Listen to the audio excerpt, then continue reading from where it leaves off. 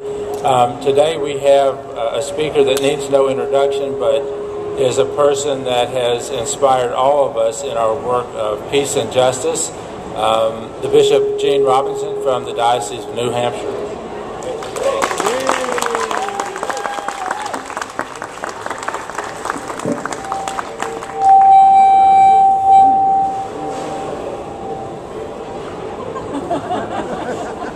Hi. It is wonderful to be with you. I'm hoping we're not broadcasting to people who actually want no part of this.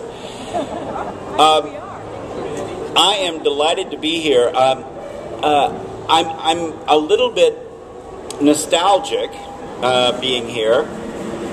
In 1985, I was here along with the rest of the General Convention right here in Anaheim, and it was at that convention that the Oasis, San Francisco, brought AIDS to the Episcopal Church.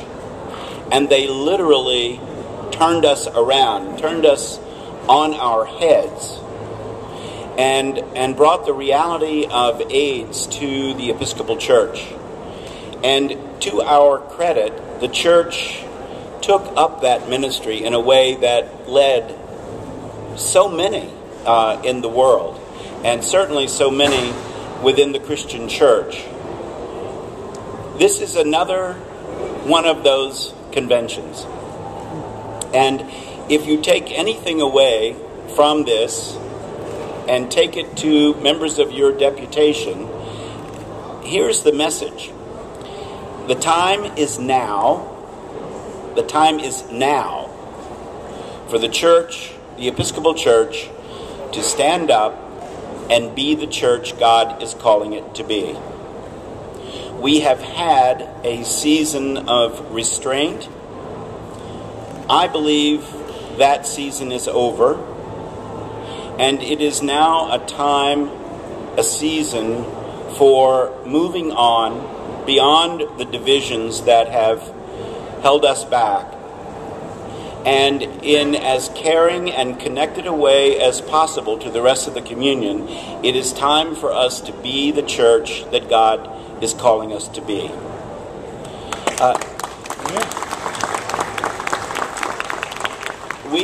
We have been told that we have to make a choice between justice and inclusivity and being faithful, connected members of the Anglican Communion, and that is a false choice. That is not an either-or proposition.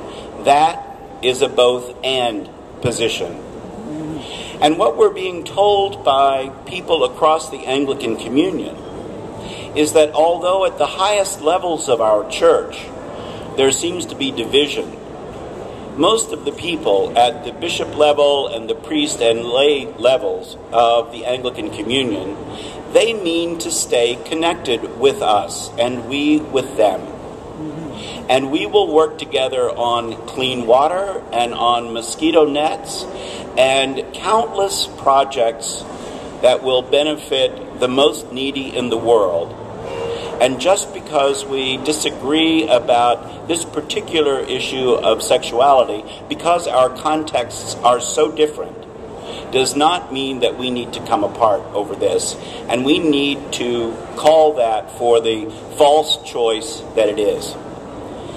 So, it's a new season. And I would like to think it is a pastoral season.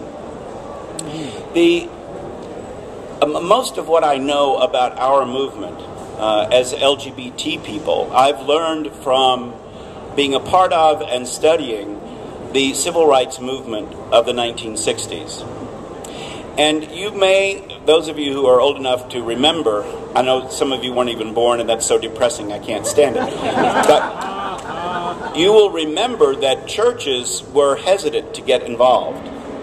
And we heard the same kind of fear-mongering about how the church would cease to grow, people would leave, they would take their pledges with them, and there would just be all manner of a price to be paid. And then at some point, we turned the corner before turning the corner, we were so worried that we would make those who didn't believe it that this was the direction to go. We were pastorally concerned with them. And then we turned a corner in which we decided that we were going to do the right thing, the just thing. Amen. And then deal as pastorally as we could with those who did not understand. But that we meant to do the right thing, and then whatever price came from that, we were willing to pay. Now, Christians shouldn't be surprised that we have to pay a price. Remember all the times that Jesus told us, if you want to save your life, you must be willing to lose it. You must take up your cross and follow me. All of those things. I mean, why does it come as a surprise that we might have to pay a price? And I believe this is the moment. This is the moment that we stand up and say, we're going to do the right and godly thing. And we are going to include all of God's children in God's church. And we are going to offer all the sacraments to all the baptized. And then we will deal as creatively and as faithfully and as compassionately with those who do not understand us as we can. And then we'll pay whatever price there might be.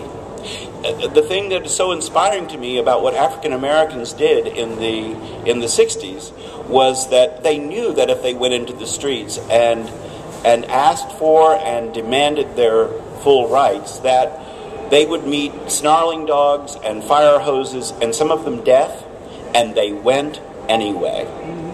They went anyway. And I think we are at this moment in the Episcopal Church where we are going to stand up and do the right thing, and then work just as hard and maybe harder to stay connected to and in relationship with those who find our decision baffling. So let's not settle for this false choice, but let's remind the world that we can stay connected while doing what we feel called by God to do in our church, in our context.